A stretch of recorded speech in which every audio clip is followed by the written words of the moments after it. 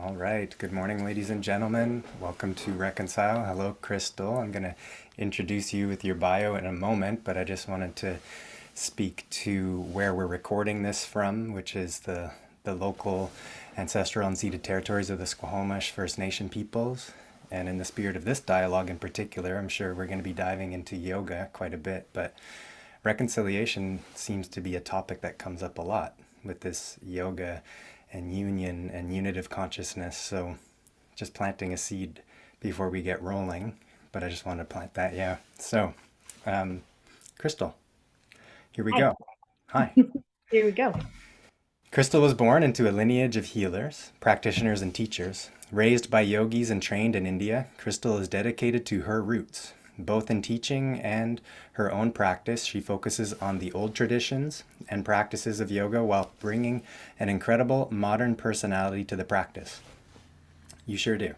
Her Thanks. mother and father being disciples of Yogi Bhajan and great masters teachers of Jin Shin Do and Chinese medicine. Learning with Crystal will give you an opportunity to evolve and adapt your teaching style to fit both your own personality and the practice that speaks to your soul. It wasn't until after her seventh head concussion that left her with brain damage that she walked away from a life of being a professional snowboarder. She went soul searching in Bali, and this is where she was able to hear the true calling of her life's purpose, to teach and share the ancient wisdom of yoga. Returning back to her roots, the yoga teachings came with ease for Crystal. The magic of yoga unveiled to her with such grace, and her ability to conjure up her own powers to display for her students a connection to the ancient traditions and practice of yoga. Crystal wasted no time in studying under great teachers and continues to work with a Himalayan yogi master, Swami Vishvektu, returning to India every year to continue her study to be able to share this wisdom that resides within us to be awakened. Her teachings are rich in mythology, mantra, mudra, and pranayama. Her ability to weave in teachings from the Vedas, Yoga Sutras, Mahabharata, and Bhagavad Gita leave you with an infinite amount of knowledge to sit with. Crystal's Dharma is to help lift the collective consciousness. She believes that we are all sparks of the divine, waiting to unite with one another to become our best version of ourselves to live a happier, free, and fearless life.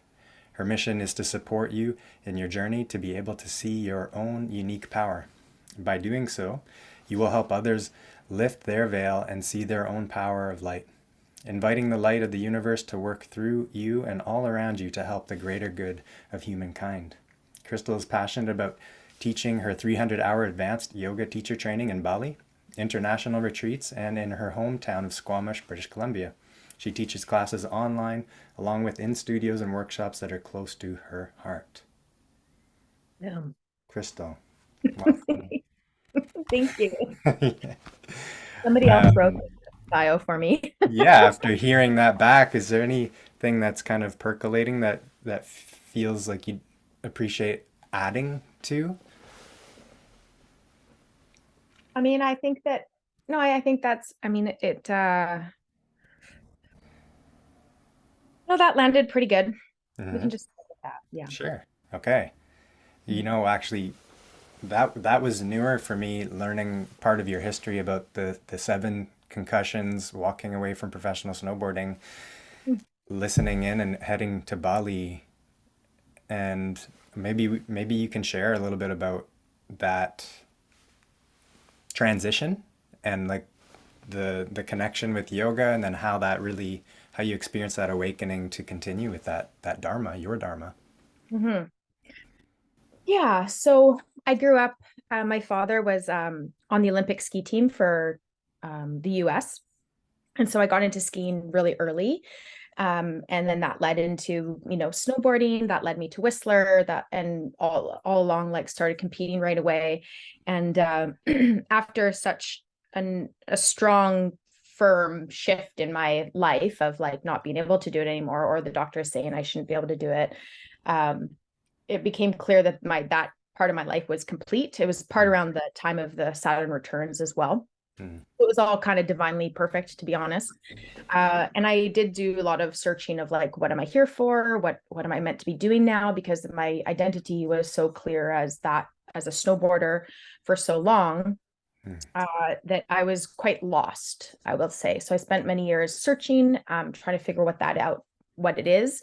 And a lot of opportunities came up that weren't right on the mark. So I went to Bali with basically an open ticket, just be like, I'm going to go until I figure shit out or until I get the message of what it is. And it happened quite quickly. I saw some healers and did some, inner work, and everything, came back right away that it was to step into the role of the teacher. Mm. But because my parents were teachers, because I was born into this lineage, it felt like it was such an obvious that like it couldn't be that. It's got to be something else. Mm. Um, my great aunt, she worked with Yogananda. So she built an ashram, or the fellowship center in Hollywood, for him to come over, and he would teach and live there, and she would, work with him. So my roots go way back to it. So I was like, and Mm. my parents were part of the Yogi Bhajan Kundalini world. And Mm-hmm. anyhow, so it just didn't feel like it was that, but it was apparently. Mm-hmm. And the transition, it was intense. It was like I felt like a part of myself was actually dying, even just before I left for Bali, in talking about the transition part. Mm-hmm. I was actually reading a BKS Iyengar's Light on Life. Mm-hmm. And there's a whole first part, if I recall, about fear and about stepping into fear and the peeling back of the layers, so to say, of transformation. And just before I left, like the night before I left for Bali, I said to my sister, I just burst into tears. And I was like, I feel like I'm dying. Like I feel like a part of me, I feel like I'm going to die. And she's like, well, isn't that the point, that you are shifting? You're a part of you Mm-hmm. is dying, but so that this new part of you can step forward. Yeah. Um, and yeah, so it was really uncomfortable, to be honest. I remember I cried a lot. Even like on the plane, the stewardess came up. She's like, "Are you okay?" I'm like, "Yeah, I'm fine." Mm-hmm. And but once it was so clear, like all the messages, and um, I just jumped right in. I jumped right into teaching or to studying. I would say more study, Mm-hmm. and coming back into the practices more full on with the teacher's mind and their teachers wanting to be a teacher perspective. Mm-hmm. Yeah. Mm.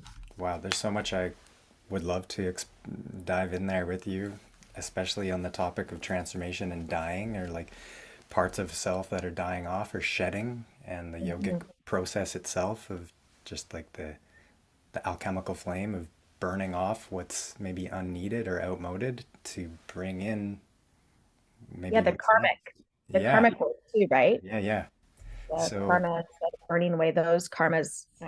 Yeah, I mean, my dad would say the greatest work you can do is clear your karmic path. mm, mm-hmm, So it's like those patterns that come up that are of resistance that don't work for you anymore, and mm-hmm, how to work through that as gracefully as possible, because usually that deep work is like intense, and you're usually flailing through it for yeah, the most part, and these yeah, tools of yoga help us move as smoothly as possible through the transition. yeah. um yeah. Well, I'd love to dive deeper into yoga, what that is, how it can be helpful, and so on. But before maybe we go there, just this piece that you mentioned about, well, my observation that a lot of people go to yoga classes, but not a lot of people have this sense like, I want to be a teacher, or I'm going to do this, or the calling's coming through. And I'm just kind of curious to hear a little bit more from you about how you kind of spoke to it, but was there like a distinct moment where like, oh, like not only do I want to follow this path, but I also want to share it?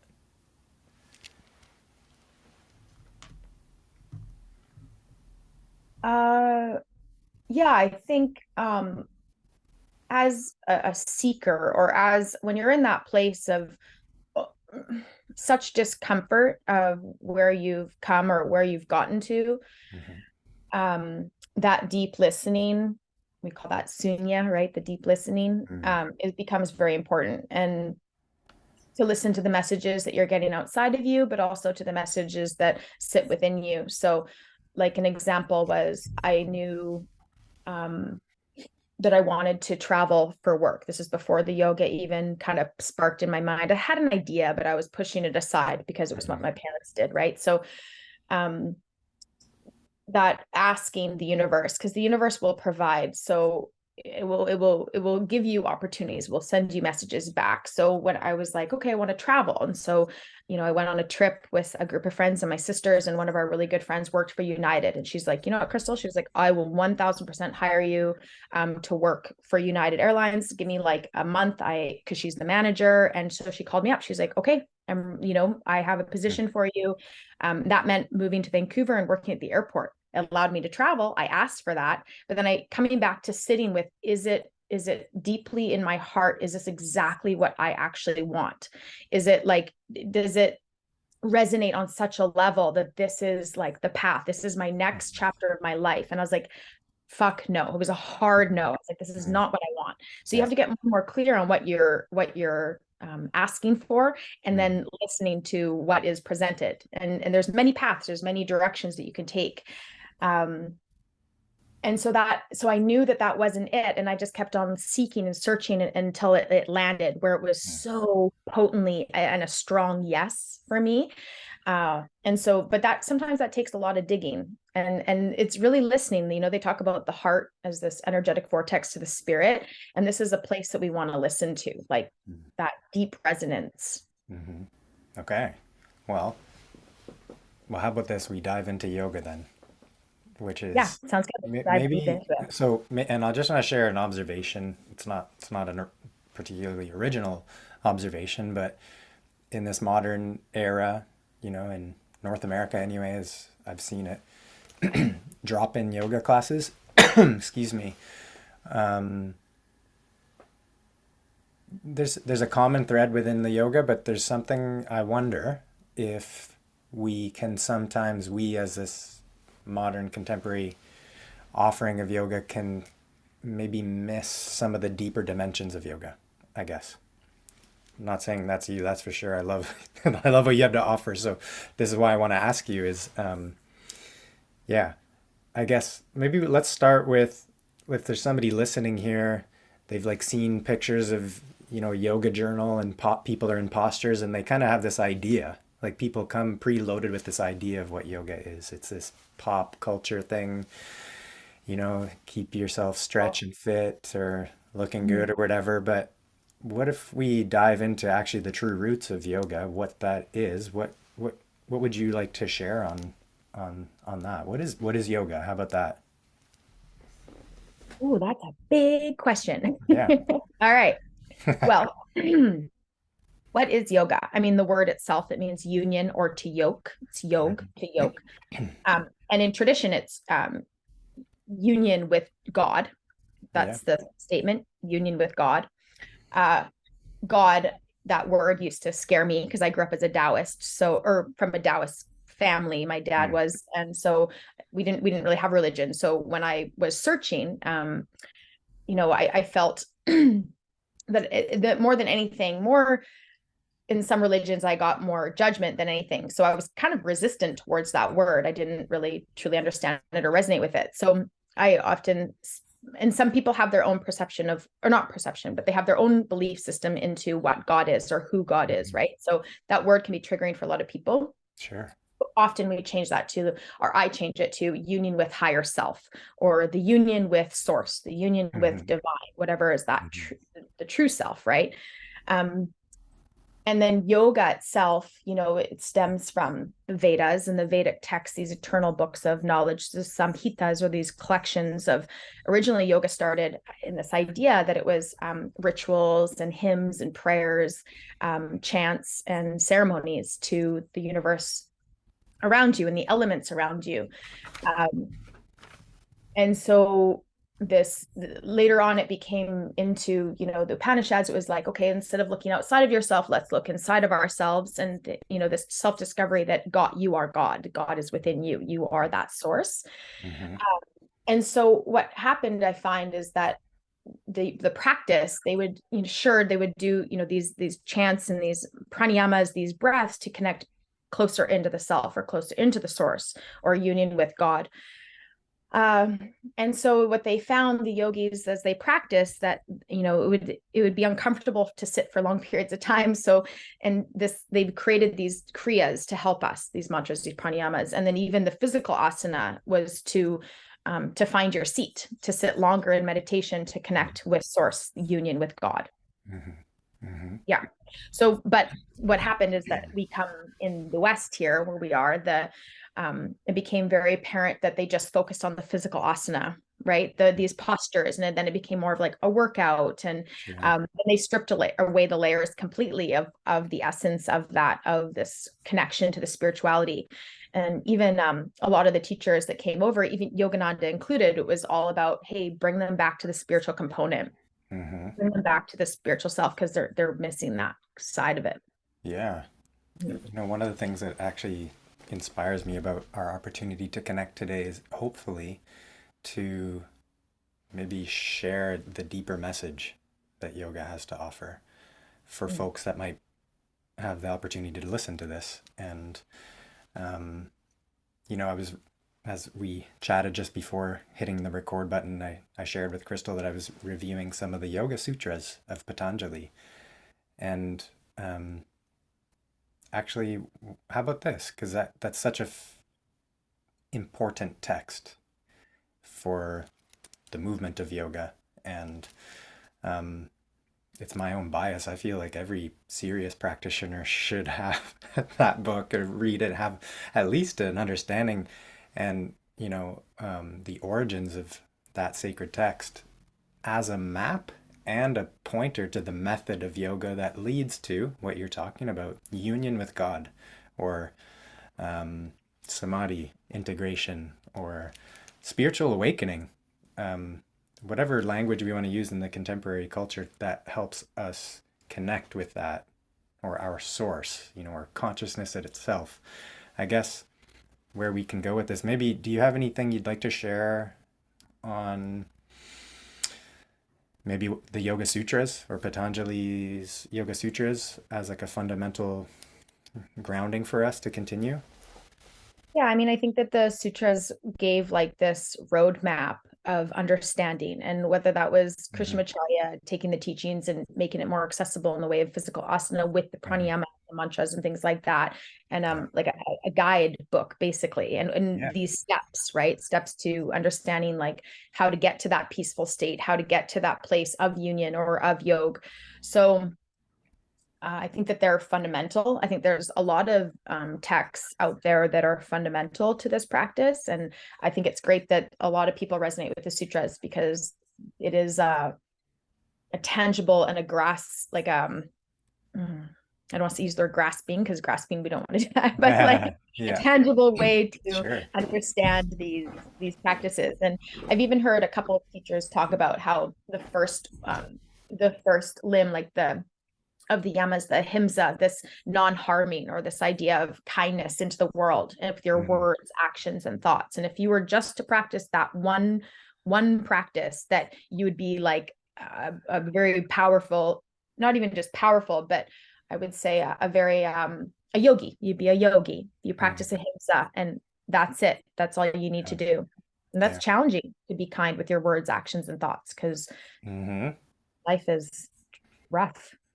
Yeah. Well, actually, simultaneously makes me think of the Sanskrit word maitri and unconditional friendliness, which how seemingly difficult it can be for us contemporary humans to embody Mm. that unconditional inner atmosphere of fully welcoming all parts of ourselves and others too, not to mention. But so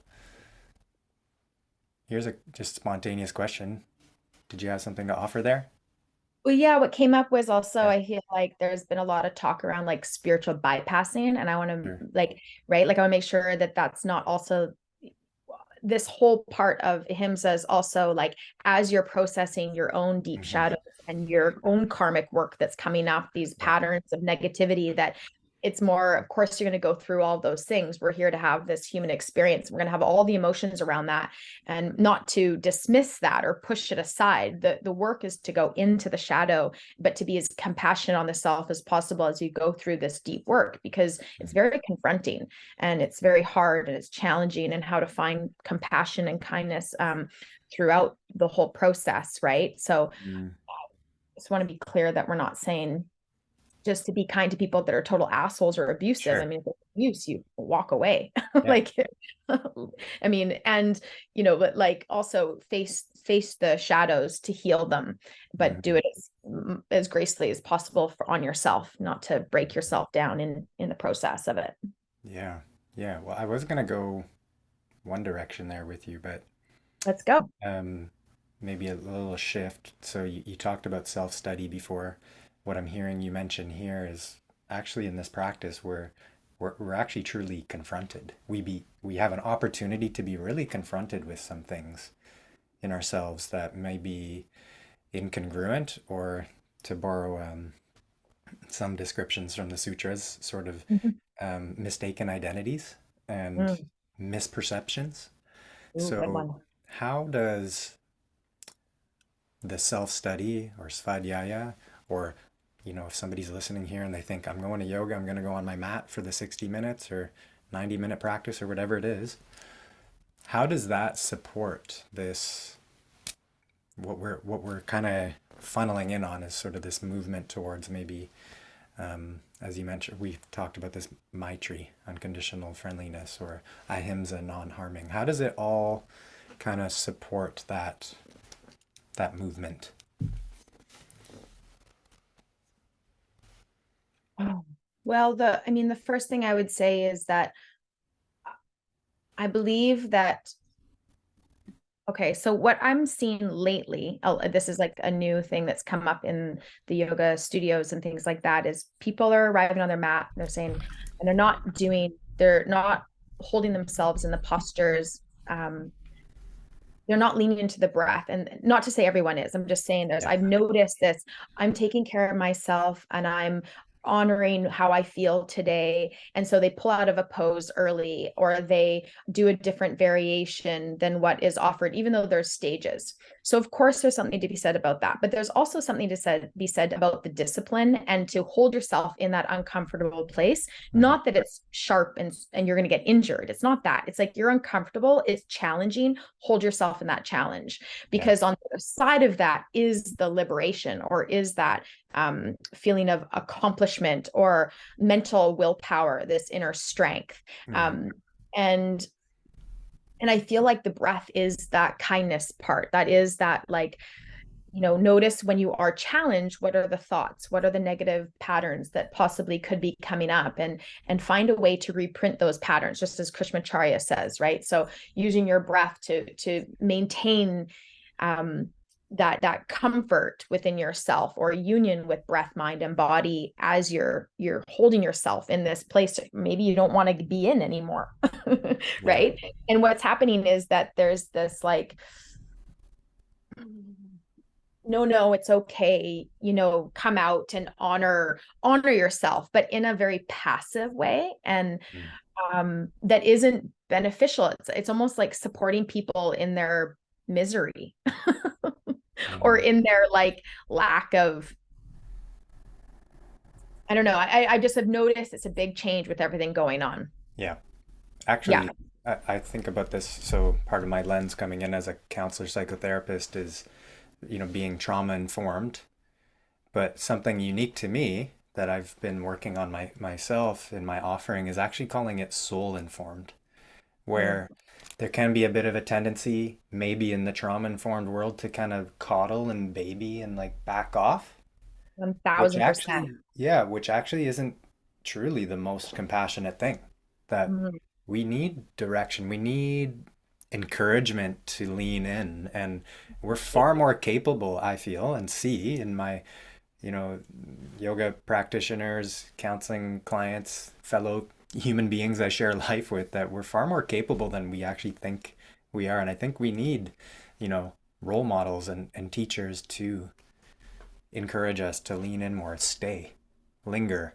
Well, it's giving Yeah. them back their power, giving back their Huge. mental strength and their physical Yeah. strength. And it's like, no, no, you got this. Be Yeah. here. Yeah. Because it's, I mean, for the most part, it's a lot of mental stuff. And of course, trauma is real. We all have trauma, but I think that this whole movement of trauma-informed yoga is so passive. It's Mm, so dismissive. Like it's mm, so it's not empowering at all.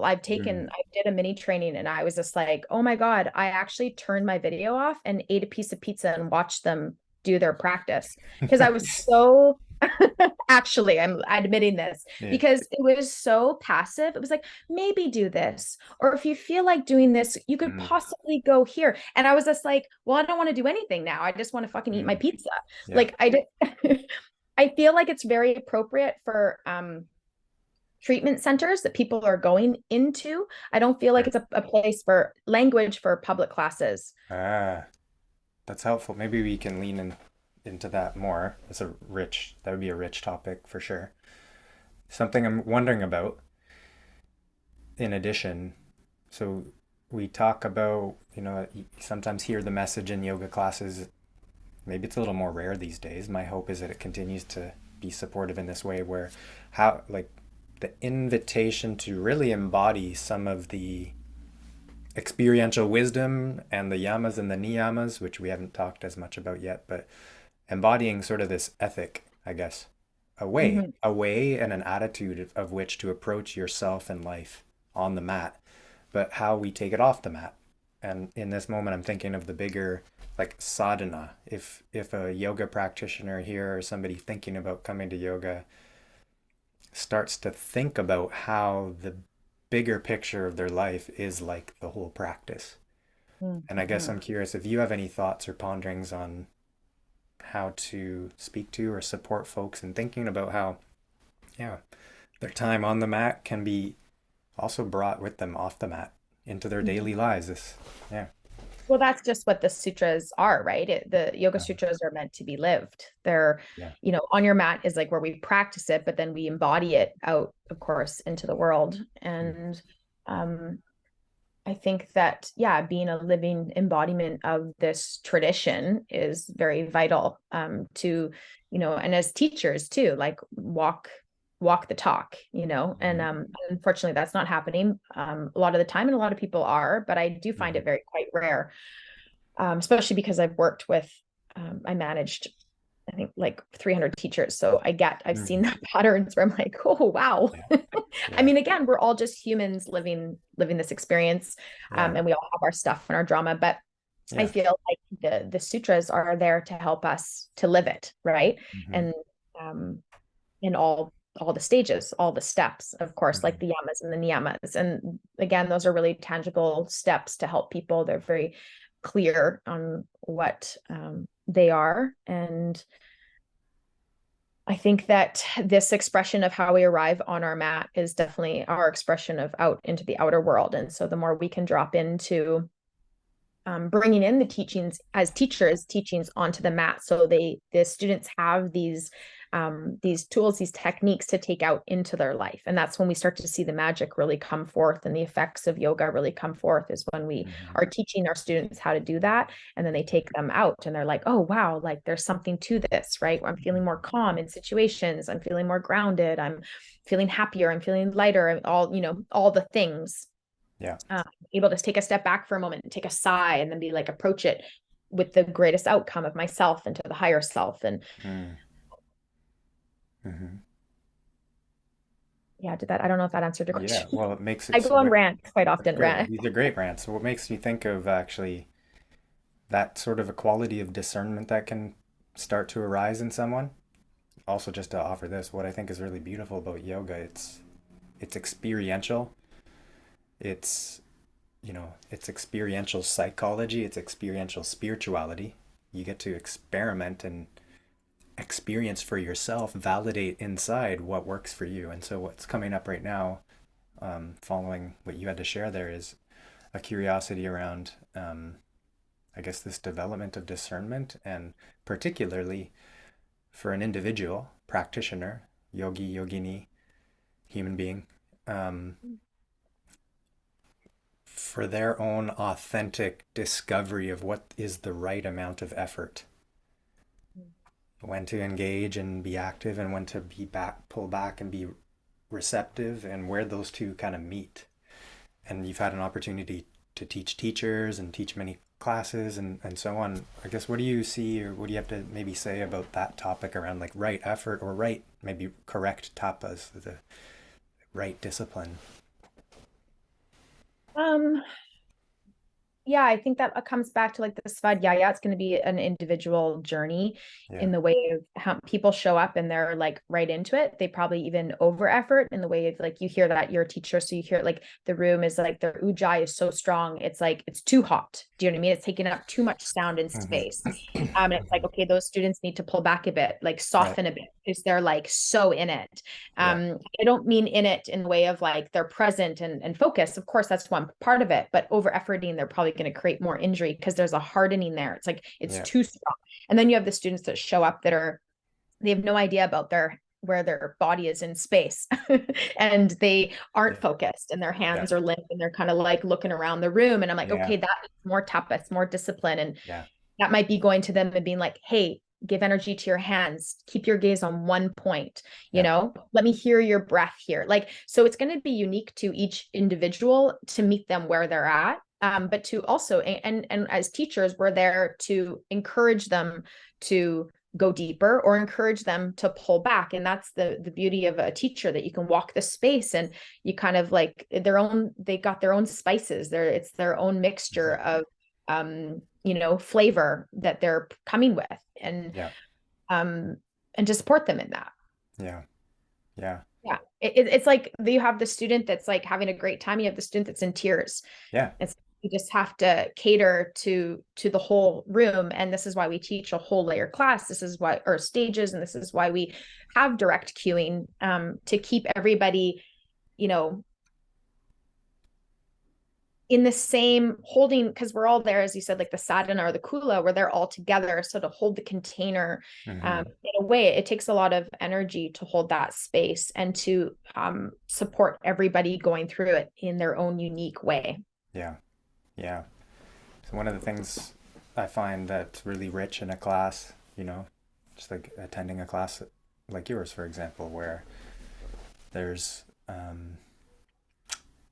you know, in, let's say, more of a yang like class, a power yoga or vinyasa yoga, some hatha yoga practices where there's a kind of attention. Maybe it's a common thread in most yoga practice anyway, but a kind of attention is sort of called forth or evoked or pulled out of us by a teacher and by the teachings. And it makes me think of sort of this epidemic of ADHD, actually, attention deficit disorder, in our contemporary culture, and what I've come to recently call a listening deficit disorder. And I find in my own practice, but also what I have to offer, and whether it's in yoga, teaching, or counseling, but an invitation to consider that this is an opportunity to listen to yourself in part.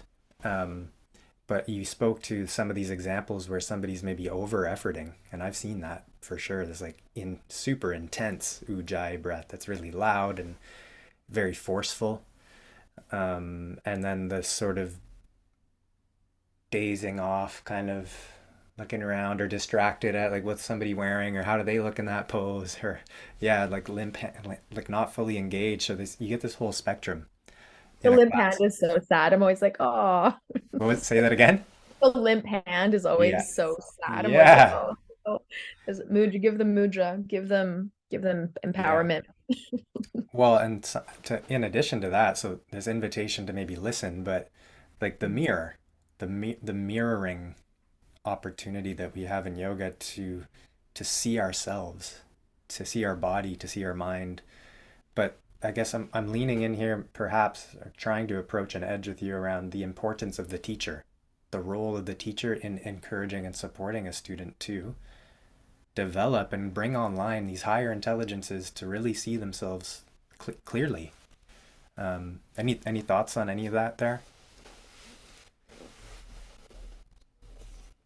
I think it comes around, again, it comes back to like embodying the teachings as a teacher, like make sure that you're integral to take that seat, because it's Mm-hmm. a very um I see it as an honor to hold this space and for all these people and such. Yeah. But it's also, you're holding space. And I don't think a lot of people understand how much energy that takes, but it's holding the space and making sure that people are staying tuned in into the being present. And so we have all these tools to help them do that. So Yeah. sometimes if I've lost the group, I'm like, okay, everybody in child's pose, or Yeah. I want us to be a cohesive like energy ultimately. So it's, I can sometimes be like standing at the top of your mat, hands to heart, and just close the eyes and do arm sweeping with breath to get Yeah. everyone tuned in. Yeah. And that seat of the teacher is like it's almost like you're conducting an orchestra, in if you want to think about it that way, is Mm-hmm. that every part, if someone's doing their own thing, it makes a big difference to the energy of everybody else in the space. Yeah. Right. Unless you've, of course, if like you've given that opportunity, like, hey, go through your vinyasa, your style, bring your flair to it, all those things. But it's like if everyone's in warrior two and one person's in headstand, it shifts the vibe and the energy. So as the Yeah. teacher, you're holding this space for everyone to have a collective experience, because this idea of union is also that we are all one. We're all mirrors of each other. And so we're trying to like create a community, a vibe of this expression.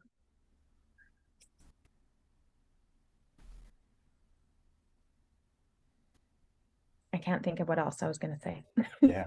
Actually, it brings to mind sort of this, well, the coherence, the collective mood, or the bhav or the Uh, bhavana, mhm. and how as well, like we in the sense of the human beings that have come to gather in this practice, including the teacher and the practitioners, um, sort of co-create a bit of a mood in the space. But Totally. the teacher is quite integral to how that's conducted and evoked, which maybe is a nice segue actually for, not only is it in the physical postures and the breathing and cues that the teacher offers, but what about mantra and the Mm. pranava and vibration itself? I know this is probably very close to heart for you. Any thoughts and reflections you'd like to say on that? You see me lit up there? I'm like, Yeah. ooh, fun. Yeah. Yeah, mantra. Oh, my favorite.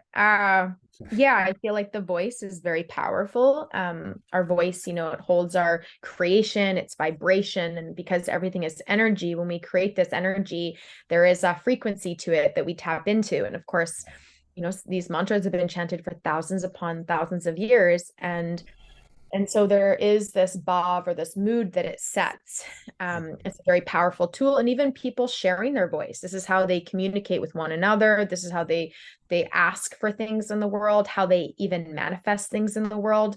Yeah. And so strengthening this part of their voice to speak up, because often we feel suffocated. Some people feel suffocated even to speak their wants, their needs. Yeah. Um, and I mean, this is one part of it. There's so many aspects of mantra, but the power of voice is so strong, and it resonates in a way that, like, I was going to say words can't, but they are words, but it's an energy, right? So if you sit in a space with a bunch of people and you chant even a bija mantra, so a seed sound, like so hum together, uh it almost speaks for itself, because it's such a resonance into the deepest part of ourselves that even is of the unknowing, but it's a deep knowing. It's like connection to the soul, ultimately. Yeah. Yeah. Wow. What else do you want to know about Well, yeah, my skin's tingling right now. it? There's a So cool. vibration, you're transmitting a vibration, and Yeah.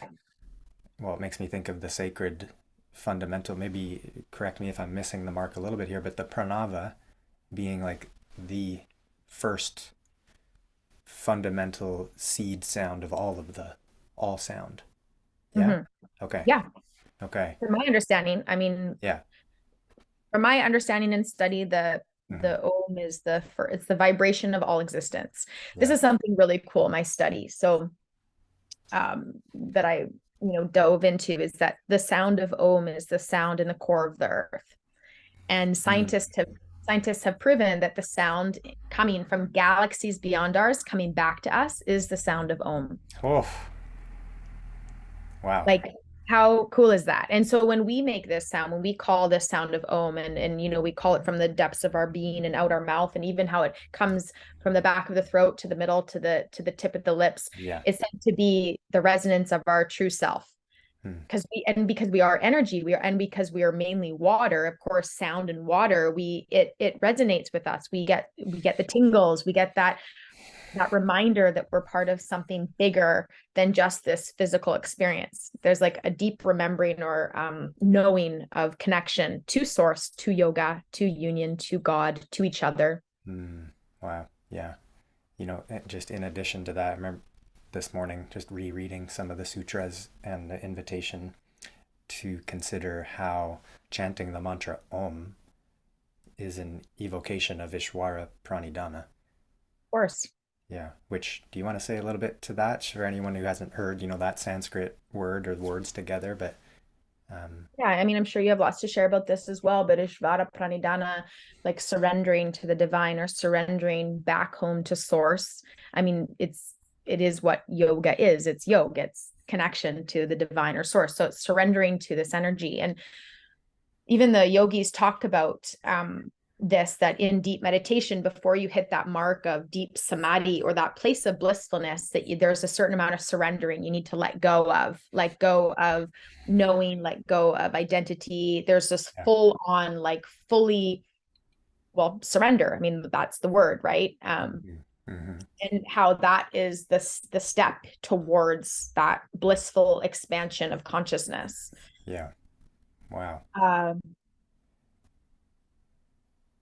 Even like in for the Upanishads, like that era where it shifted from the Vedas into the Upanishad era, where everything was on contemplation of Om. Like they sat and they contemplated Om, and it has this deep connection as well to the gods like Brahma, Vishnu, Shiva, um, to the beginning, middle, and end of the cycle. Like it's encompassing of everything. Mm-hmm.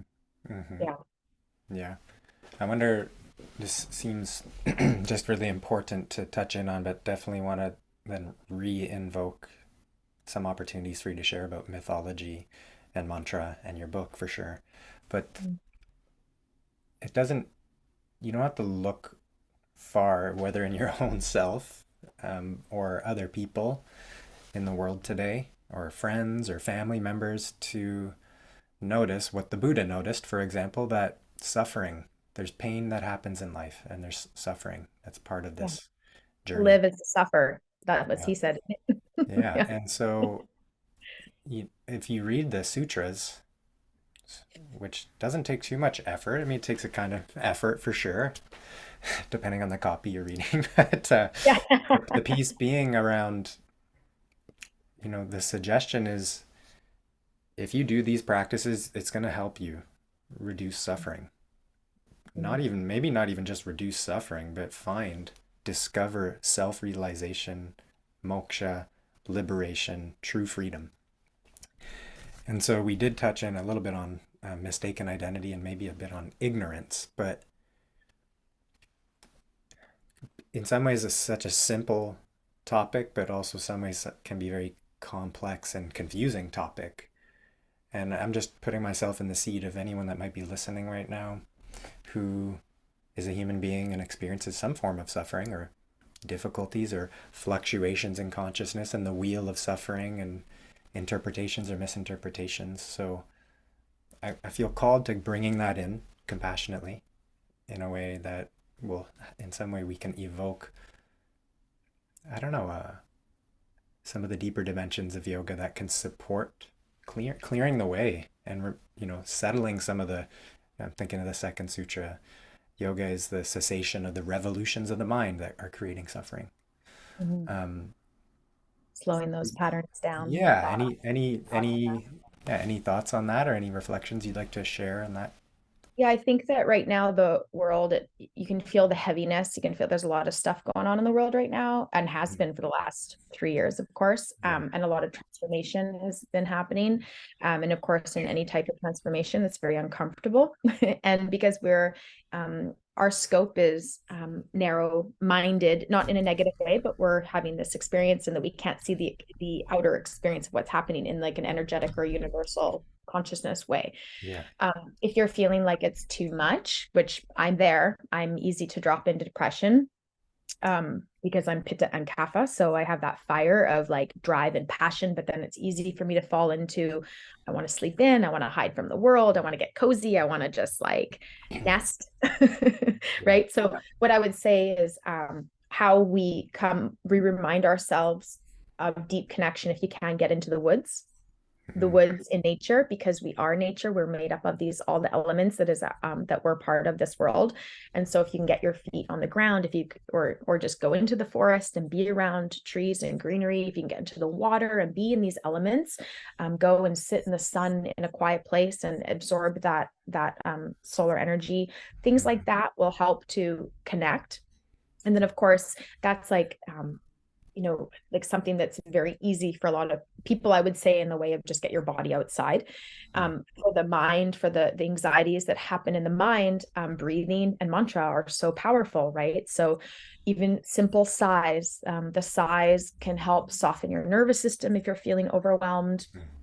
I love Brahmari breath, the Yeah. honeybee to quiet the thoughts, because it's like Mm. this humming. Yeah, and then the humming, it's the end of the om, right? And it's also said to be the true sound of ourself as well.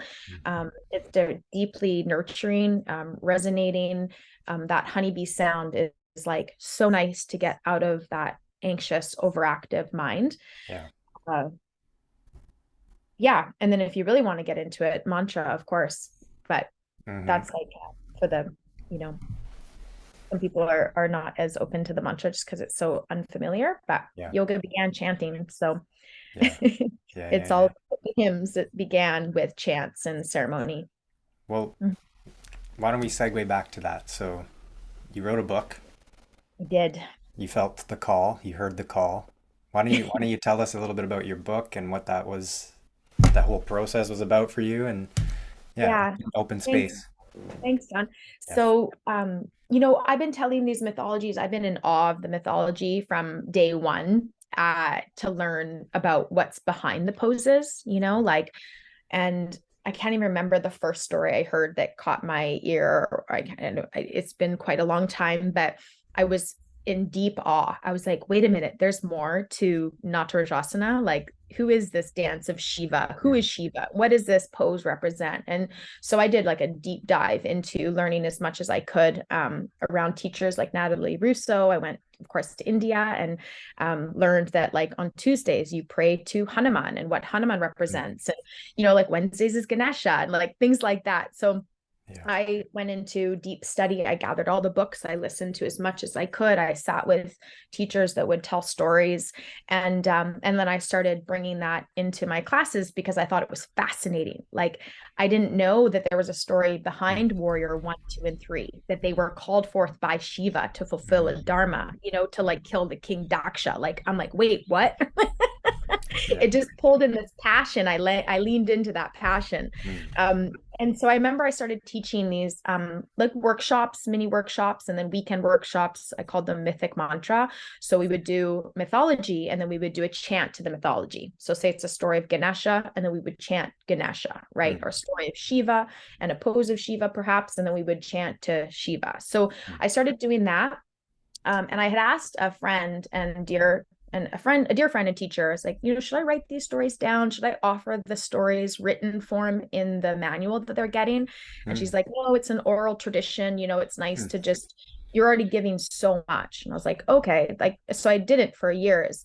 And then one day I was like, you know what? I'm just going to start writing out the stories. Like, I taught it and I sat down after class and I'd write out the story. And I just kind of started collecting the information. Mm.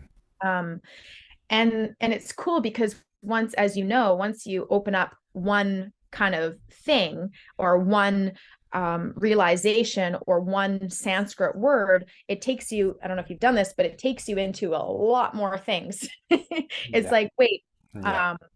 yeah, there's like so many things connected. And so I started putting all the pieces together, like the teachings from the Vedas and the Gita and the Ramayana, and all these things came together. like just how we were just talking about Om. Well, like in the Gita, they talk, Krishna talks about Om is the bow, Om is the arrow, Om is the soul. And then Mm, Iyengar took that and said Om is the asana is the body is the bow, the asana the arrow, the target's the soul. yeah. These things of like, okay, well, that's like a teaching around Om, and like what more is Om, and dove into like the story of how Om came to be. And Mm, anyhow, so I started collecting all this really cool connections. And then my as I decided to, I got offered to teach a teacher training, a 300-hour teacher training. And this is just before the pandemic happened. So I started to write the manual. And at the same time, I was like, I want these teachers, these yoga teachers, to have these stories in hand, of how to continue this tradition. So I decided to write the book at the same time I wrote the training manual. So I wrote 2 books in 3 years, basically. And yeah. yeah. And I put together, these short form stories accessible that teachers could pick up the book and share the story and have a mantra and have a philosophy teaching behind it that they could weave into their classes. So I wrote the book for the training. Um, but then, of course, it's for the dedicated student. The book's called Within the Divine Realm, and it's the mythical stories and sacred mantras of the gods and goddesses of yoga. With that, Mm, yeah, pretty cool. With that, I have my theory of the teaching, or my, of course, idea of the philosophy behind it, and how to really live it, right? So how we embody the teachings from these stories or from the philosophy or through the mantra, these and where they came from. And mm, yeah, it's been like life work dropped in. I uh-huh. definitely rushed the process a little bit because so there's some spelling mistakes and all. It's a pretty raw, real version of it, but that's okay. I've been able to let that go. I even in we were talking about books earlier, and like Yeah. Stephen Cope, I found Yeah. in Yeah. the great work of his life, that book he's talking about Krishna, and he spelled Krishna wrong in it. And I was so excited because I Yeah. was like, yes, it's not just me. Yeah. I Yeah. found a spelling mistake and it's Yeah. Krishna. Yeah. We're human. Yeah, Uh, we're human. Yeah. surprise. But the essence is there and the teachings are there enough for really it was to keep the tradition alive, because as I'm sure you've experienced, it's a bit rare these days here in the West that teachers are teaching mythology or even mantra or even oming or any type Yeah. of philosophy or Sanskrit or any of, like, the rasa, the essence of what this practice is. It's come to very just asana practice, which has a benefit and has a beauty. Yeah. But I feel like as teachers, it's our responsibility to keep the traditions alive from their lineage, Yeah. and the lineage of what this practice is. Yeah. Yeah. Well, yeah, that's been a concern, or something I've been aware of. Let's say I'll call it a concern, actually, of distilling misappropriately ancient wisdom, ancient indigenous wisdom teachings, Mm. to cater to a culture of, I don't know, a culture of, what's the word I want to use? Convenience and speed, and come on, let's just get this workout in, or whatever. And I think what yoga is really, a few things, so many things I can say, but when I think of a few things here, first of all, offer a consideration of cultural appreciation. Mm. So this ancient wisdom from India, and the dear teachers and sages who have been more contemporary and saw the world needs this. Let's go share it across the world. And then here we are, contemporary 2023, where the lineage has been passed down, Krishnamacharya or whoever else, Iyengar, um, uh, help me out here. Patabi Joyce. Thank you. Yeah. You can't say Jessica Indra. Char, you know. That's good. Sure. Um, Indra Devi, let's throw out her. yeah. Any others you want to call in? Welcome No, their that's presence okay. here. That's good. Okay. That's good. I just got it. Yeah. Well, Oh geez. Oh geez. yeah. So Yeah. I guess just maybe that's just an honor and acknowledging, Yeah.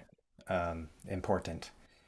And It goes deeper than that as well. Like those teachers that are kind of like in our, scope of time yeah, frame, but yeah, also the teachers before that, like Vashista and Vishvamitra. yeah, And, we have these poses or Marichya and yeah, even, like Krishna and Shiva and Brahma, like these are yeah, teachers too, yeah, Brahma, like, and I feel like they're so in the past, or they're so intertwined in mythology that we've forgotten that they're these great teachers as well. yeah, And I yeah, think this time everyone is so sensitive and so reactive. And so even I know some teachers won't even talk about like the feminine, the masculine channels anymore, or in that way of Shiva and Shakti, because people are like, they don't identify as the feminine or they don't identify as the masculine. And so they mm, get really triggered. And we're such a place that people are in such fear of sharing something to like cancel culture, yeah, or getting, I got yelled at for chanting mantra one time in my class by a mm, student. And I was just like, I feel like as long as you're teaching what is so true to you in your heart yeah, and to what, your tradition of your lineage, like you can't, like that is so important.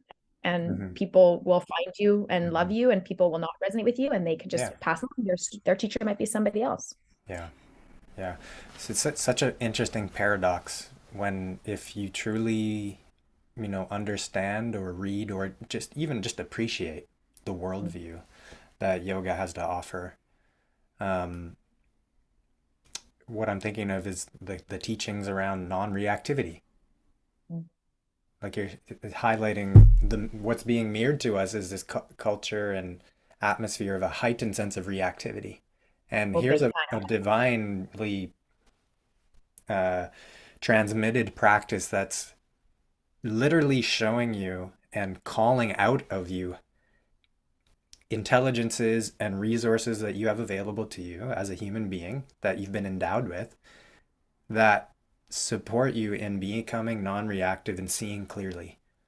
what a beautiful little statement you just dropped there. Yeah, well, It's beautiful. well, Mm-hmm. thank you. Yeah, and I mean, thank you to the teachings. Like, and something deeply that's close to heart for me is what you just spoke to as well, just the authenticity of how it comes through you. And there's another teaching within the sutras that the invitation from Patanjali is to create a self culture. Here you are in a culture, and there's a lot to be distracted by, but it's an invitation to cultivate self culture and union with your higher self. And so, all this to lead to this interesting, um, unique experience of being a unique individual with your opportunity or invitation from life in any moment as an adult in particular to be authentic Mm. and to discover. Authenticity is everything. Yeah, say more about that. Mhm. Well, that's something that we teach about in the 300-hour teacher training. It's like everybody has something very unique to share, to offer that Yeah. speaks to them. And like as a teacher, I'm trying to pull that uniqueness out of them to be like, Mhm. your voice in your own unique way is so powerful. There's only one of you in the entire universe. Yeah. And the world, the universe is like so excited to have you be in the world. Yeah. And I feel like this yoga practice is shedding and pulling out those layers of identity that we're not, that we've put onto ourselves, or that we were born into. Like we're born Yeah. into a lineage. Sometimes we have this attachment to that lineage, but that's not who we are. Yeah. Right. Or the karmas that are of past that are binding us and holding us back from truly being felt and seen and heard. And so it goes back to like what my dad said, like your work, your life work here is to clear out those karmas, those things that are holding you from Yeah. truly feeling seen and felt, and to express yourself in your own unique way, to feel empowered to do that. And Mhm. yeah, I mean, I think I personally feel my whole journey of yoga has been doing that, to truly teach what is so in resonance with who I am. Hmm.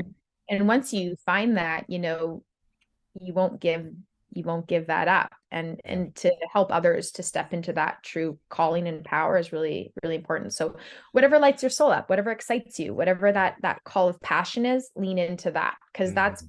the heart, and that's going to guide you into the right direction. There might be hiccups along the way, of course. You need Sure. to pick up some teachings Yeah. along the Yeah. way to fully empower. But Yeah. it's funny because there was at the time, I'd come back from India, one of my many trips, and I was like, I want to be known, and I want to be to teach all the time, like either pranayama or mantra. I was like, that's like so deep. I want my teachings to always have a source of that in some capacity. And I remember making that claim of like, no, I am a mantra teacher. And I taught a mantra class, or I taught a class in a vocation before a practice. Um, and after class, that's when the student yelled at me saying, yoga is not chanting. It's not, this is, you have no right to teach this, blah, blah, blah, blah, all her stuff, and just yelling at me. And I just Mm. sat and listened. But it was interesting because I had just claimed that I was going to be that teacher, that I was like, no, mantra is in my class. And then I had the universe present something to challenge me, to be like, are you really going to do this? Because you're going to have resistance. And it was more affirmation to say, and I said to her, I'm like, this is how I teach. You're welcome to wait until after the chant of Om or the mantra and then come into class. I'm like, but this is my style. Yeah. So you can find another teacher that doesn't do this, but Mm. this is who I am and what I teach. And so it was a claiming of a passion and a claiming of a part of myself, of who truly I am. I mean, I grew up chanting in the sauna when I was little, right? Like Hmm. off grid in the woods. Like Yeah. it's, I've been chanting the Yogi Bhajan's mantras for my whole life. Like Hmm. it's ingrained in me. And Hmm. I was like, this is who I am and this is what I'm doing. Yeah. You get this opportunity, the universe will test you and say, is Yeah. this really what you want? Claim it. And you claim it, right? Yeah. Yeah. You know what? This makes me think of hmm, Mhm. thank you for sharing that. I feel super attuned to you, this conversation topic, my heart, the heart of yoga. And I'm also connecting with our other fellow human beings. And even in this moment, kind of seeing myself like in a yoga class and all the kinds of unique human beings that are showing up, courageously showing up, I would say. Totally. Maybe in general, yeah, and to some degree, maybe more or less, but it takes an element of courage to show up for life Mhm. fundamentally, but then to choose to go to a yoga practice. Um, and so, on this thread of authenticity, it feels important to call in or evoke or just stretch further what you're saying about make it, claim it, claim it, or claim or stand in your power. There's some flavor of this, and throughout the Yoga Sutras, multiple times Patanjali uses, I don't know what the Sanskrit word is, but poise. Mm. Poise and confidence comes up quite a lot. Mm. And, I'm empathizing with a human being who maybe struggles with confidence in their life or feels an element of like lower self worth or struggles to share their voice or speak up when they really feel called to, but they hold it back. Mhm. So evoking that human experience, that precious human experience, what an opportunity as well to look and learn and about ourselves. But how can yoga, we kind of talked about it a bit, but how can yoga support that person in really standing in their own two shoes, to borrow my one of my teacher's sayings? Mm, nice. Yeah. I mean, the first thing that comes to mind is the discipline, Yeah. is the tapas, is to go in and keep, um, you know, to because on the mat, it's our own experience. We're going through it, but Yeah. there is a sense of empowerment there that is there. There's this true calling. It reminds us of our true, of our true self. And Yeah. I think that the more we get onto our mat and we move through our body, this power comes forth. And the teachings even talk about this. It's I think it's the yogic siddhas or yogic siddhis, this yogic power. Mm-hmm. And that it does come forth. And some people, it's almost like a little bit of awakening of the ego. And we need the ego. We need the ego to be able to channel Hmm. the divine or the source to come in, or spirit to come in. Yeah.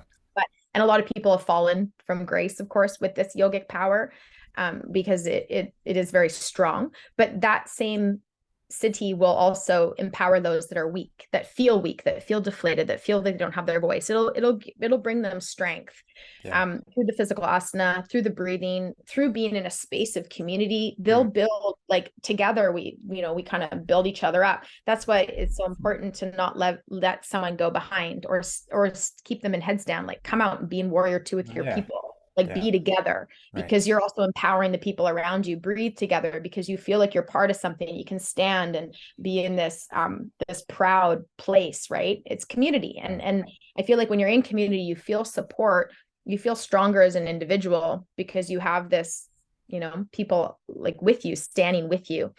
um and of course, I've had lots of students come and say, I came and I never chanted, I just listened. And then eventually I started using my voice, and now I love it. I think it's so Mm. empowering. Like, the word Mm. empowering comes up quite a bit. Yeah. I feel empowered by you. When you are truly authentically you're empowering other people to be authentically them. Hmm. When you're real with people, like, I'll go into class and there's days I'm like, honestly, you guys, I don't feel well today. Or I'm like, I'm hungover. I'm not gonna lie. I've had a couple tequila last night. People Yeah. are like, "Oh yeah, I get ya," Yeah. or like, not necessarily, yeah. Yeah. Anyway, when you're authentic, you is what I'm saying. Like, Yeah. "Ooh, I'm spicy today," and you're just real with people. Yeah. They resonate with that, Yeah. because it empowers them to be who they truly are. Hmm. Yeah. You know, It's like sort of permission giving, and I also get the sense, and I've had the totally. experience too, with you being being a participant in your classes, it's disarming. You know, Yeah. sometimes we can come to a space, and who knows what we're coming in, who knows what they are coming in with from their day or their life, right? But there's something about the realness of an honest self-disclosure, like those little examples you gave, which it creates relatability.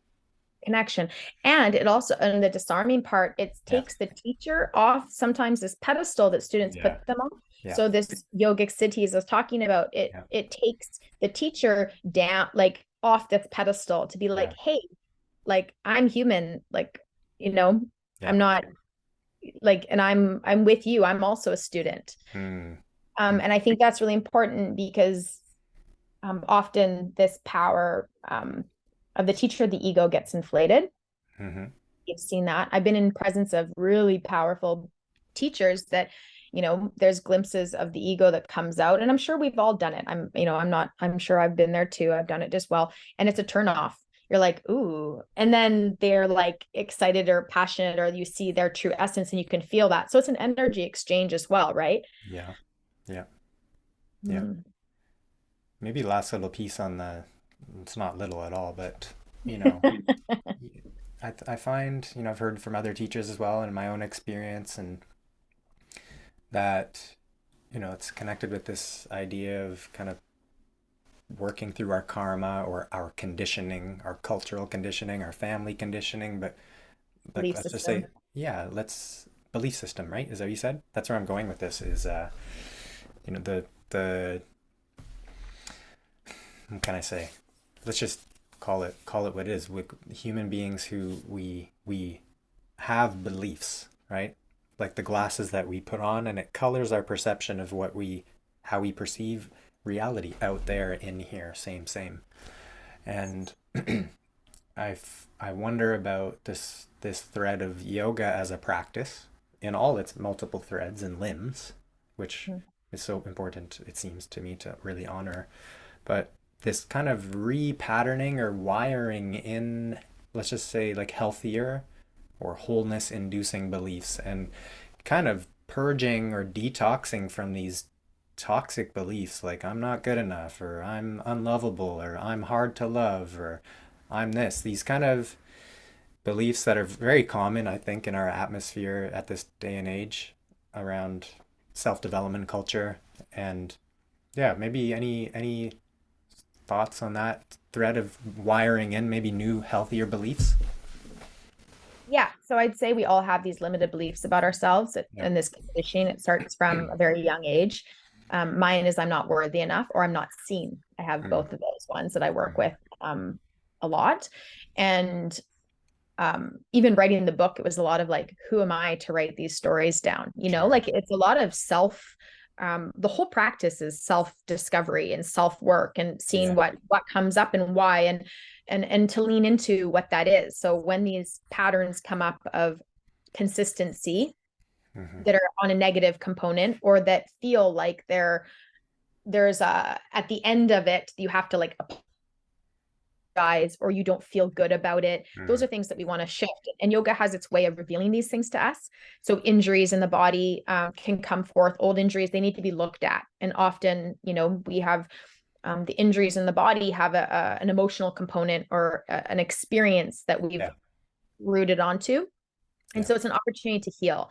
So this practice is very revealing and it is a lot of deep work.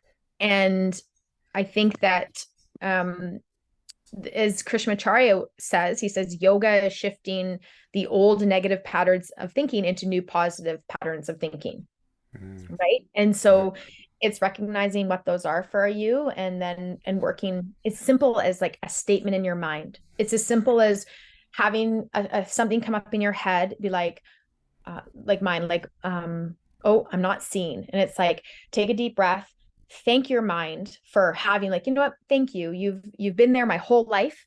I appreciate that you've been there, but I'm Mm. gonna actually choose. The power of choice is very, very powerful. The Yeah. power of choice, I'm going to choose now to see myself that I am seen, to see myself as supported. And so Yeah. you're starting to reprogram, just as you reboot computer, as you reprogram anything, it's like a reset button. I'm going to reset my way of thinking. Hmm. Um, and it can be as simple as that. And it can shift very, very quickly. It can shift Yeah. at one moment. Um, but that also takes time Hmm. to go through everything to get to that one Sure. moment where everything shifts. Yeah. Yeah, so I'd say this practice is to keep doing the work and to Yeah. keep clearing those patterns of negativity. So, because we are, we're very powerful. We're more powerful than we our mind can even has this Yeah. ability to conceive. Yeah. Um, but yoga reminds us of that power. Hmm. And that Okay. ability to find those moments of space in our thoughts. In the Sutra 1.2, a favorite, I just taught it yesterday. Mm. Yeah. Yeah. Do you want to repeat that for us, for listeners? Oh, Sutra. 1.2. Yeah. So Yoga Sutra 1.2 is Yogas Chitta Vritti Nirodha.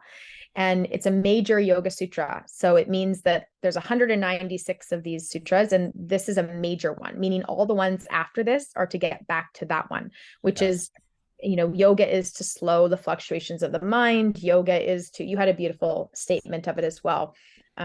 Yoga is to slow the mind. Yoga is to create a little bit more space in the fluctuations. What was your share on it? There's There's so many. something like that. I mean, revolutions of the mind, or the whirling of the mind, to Yep. offer a metaphor for those human beings that see the world in symbols and metaphor. It's like you know, like a snow globe stirred up and Mm. it settles, or the hurricane on the top of the ocean, there's like chaos, but then under settling, and yeah, Yeah. just to offer that. Beautiful. Yeah. And even that yogis, they talk about, the teachings talk about this samadhi, this place of like bliss, of peace of the mind. I mean, ultimately, so they say that it's like 7 seconds of not thinking is samadhi, is a sense of bliss. So 7 seconds, that doesn't seem like very much. You're like, oh, I think I can attain that. Um, and the yogis talk about this stillness that we're trying to acquire within that stillness, in that space, the Yeah. space at the top of the breath, the space in the mind. This is yoga. This is the Yeah. union with the higher self. And so this teaching, I love it that this Patanjali and the other rishis that wrote the sutras bring that information right at the beginning. They're like, okay, yoga begins now, and yoga is to slow the fluctuations of the mind. Boom, Yeah. Yeah. and the third one is so that the soul can reside in its true form. So you can Yeah. reside in your true self. Yeah. Or the fourth one, or the mind begins to think that it's the soul. Mm. And it's like, right there. 1 to 4 is like boom. Yeah. Those four are so powerful, Wow. Yeah. right? And that just says it all. Like, let's be present in the moment of now. Yoga Yeah. starts now, be in it. And if everything as of now is perfect, right? Everything in this exact moment, this pause. Hmm. Yeah. And our mind gets so busy, it takes us into the future, and we get so stressed out, and our anxieties come up, and our body lives in the past and holds all this old shit that we've been carrying with us for our whole life and probably Yeah. lifetimes. And then our breath anchors us in that moment. Yeah. Yeah. Such an important, segue as we start to transition here in a way, segue more so integral to our experience that we've had a really rich, diverse, and at times intellectual conversation about the practice of yoga, incorporating our corporeal experience, our bodily experience. But I guess I'm wondering as we come towards a closing, but just in an honoring of our body or the temple or a vessel that carries us through this soulful experience. Any way that you would like to anchor us into the bodily postural experience of how to live this yoga here, even in this moment? Yeah. So two things came Yeah. while you Yeah. were sharing that. Uh-huh. There's two techniques or tools that I use in the world of this practice to keep me in this space or in this resonance. Mm-hmm. And one, when um, things don't go as planned or stuff goes sideways Yeah. in life, um, I say there's a statement that I can share that you guys can carry on is Hariom, Hariom. Mm. And my teacher Vishwaji taught me this one where it's like, let it be, let it go, let it dissolve. Um, and so Hariom is this it's a mantra ultimately to Shiva, and Shiva, the dissolving of forms of darkness. Mm. Um, and so that releasing out those patterns or those things that are of negativity, like something goes wrong in your day, right? Like you get towed or you get a speeding ticket. It's like, okay, Hariom, let it go. And so that you can continue to move in towards the light or towards this higher vibration of Mm. self. So often I'll be like, okay, Hariom, let it go. Let's move Mm. on. Yeah. Like let's Yeah. not attach ourselves to it, because getting a speeding ticket sucks. There's all the stuff that goes with that. You're like, oh fuck, should have did a Yeah. blah blah blah blah Yeah. money, blah blah blah blah. Yeah. Rather Yeah. than be like, okay, it is what it is. It's a part of the experience of being here. So it's like this, okay, Hariom, let it go. The next part is a sigh. So taking a nice full deep breath in and letting out a sigh, right? So this sigh, the shoulders relax. There's this letting go of, well, it softens into your nervous system. So it's kind of like this releasing. So let's close the eyes for a moment. Mm-hmm. You take a nice full deep breath in, part your lips, offer your breath out. And then we're going to do that one more time. Nice full deep breath in, nice sigh out.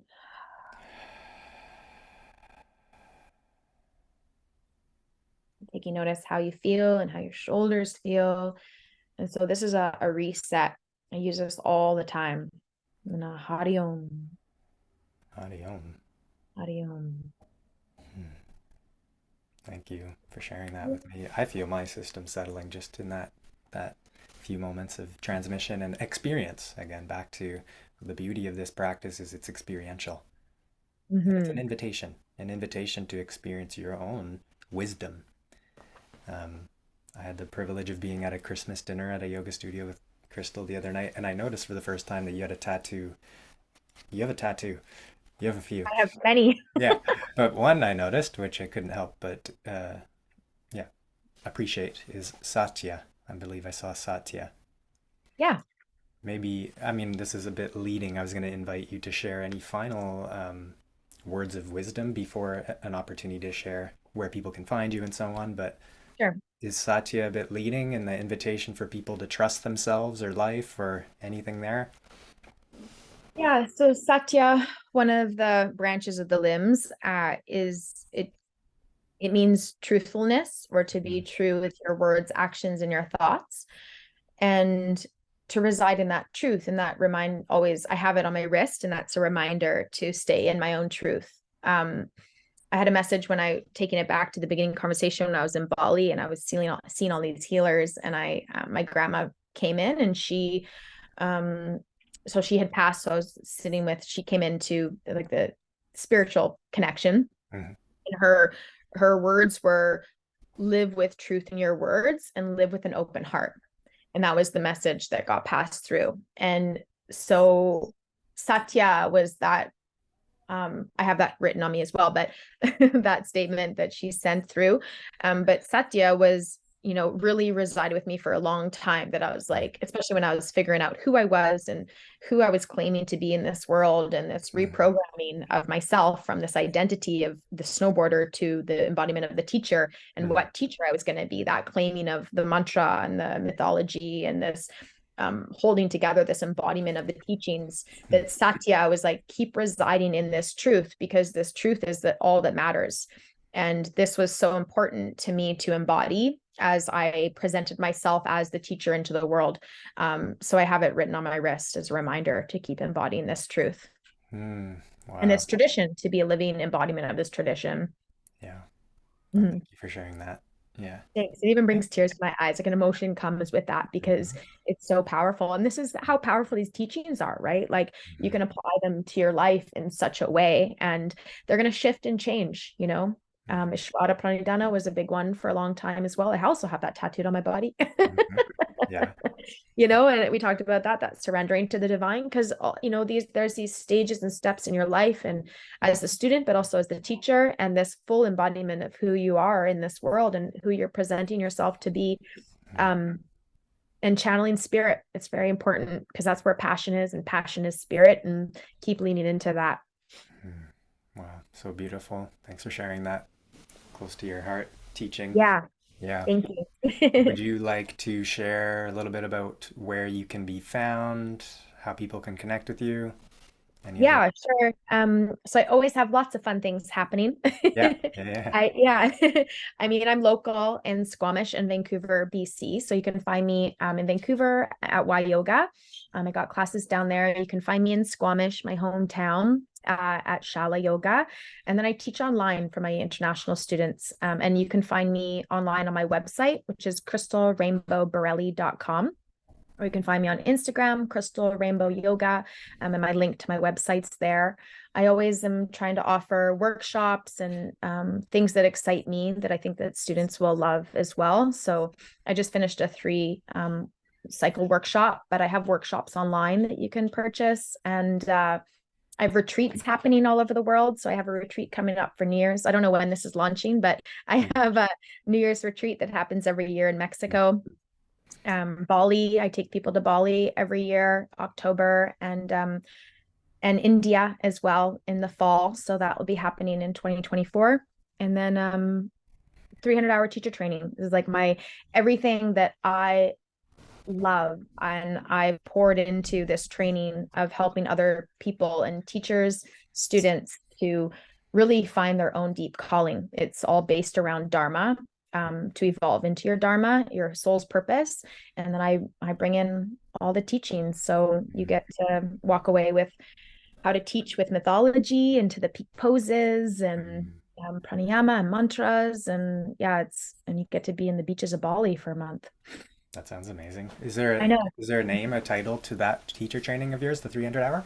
Yeah, it's Evolve. It's called Evolve Little to Your Dharma, 300-hour teacher training in Bali. So it's with Exhale Yoga retreats and trainings. There are a couple that I grew up with, Jules on Laskiti, the little island that I grew up on off island, or off grid. So he's like a brother to me. And then his wife, Rachel, who's a beautiful teacher as well. So it's their company that I joined forces with. Okay. Yeah. It may have like been a little choppy for 1 second if you just repeat Oh, that company. yeah. So Exhale Yoga retreats and training. Okay. Okay. Yeah. Great. Yeah. All right. I Beautiful. think that's it. And I do have I'm working on some cool projects. Like I have a daily practice app that I'm creating, like a yoga app that will have daily practices, evening practices, daily reminders and check-ins, affirmations.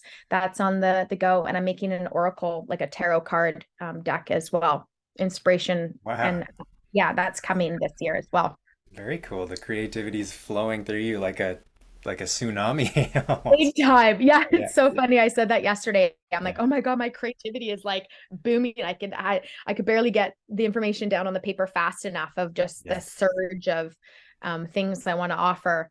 I feel Hmm. like there's not an urgency, but I feel like the world needs us teachers to anchor the light and Yeah. to really like light this shit up because the Yeah. shadows are heavy right now. I had a teacher once share a bit of a bold teaching, but a consideration that right now, this time, this moment, at the yoga nushasanam, um, that we as like yoga practitioners, teachers, are the leading edge and pioneers of this ancient practice that's been evolving for a long time. And Mhm. I can't help but just share that in the wake of what you've just shared of all your offerings happening and Yeah.